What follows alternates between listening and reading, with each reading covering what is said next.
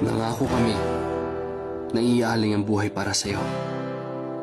Na ipagtatanggol ka sa lahat ng mga kaaway, sa loob man o sa labas ng inyong teritoryo. Hindi na mabilang ang bala na naubos namin sa mga labanan. Hindi na mabilang ang mga buhay na nawala sa digmaan. Pero narito pa rin kami, patuloy na lumalaban para tiyakin ang inyong kalayaan, para panatiliin ang kapayapaan. May kanya-kanya kaming laban sa buhay. May kanyang-kanyang pinagdaraanan. Pero alam namin na may mga bagay na mas mahalaga higit sa sarili.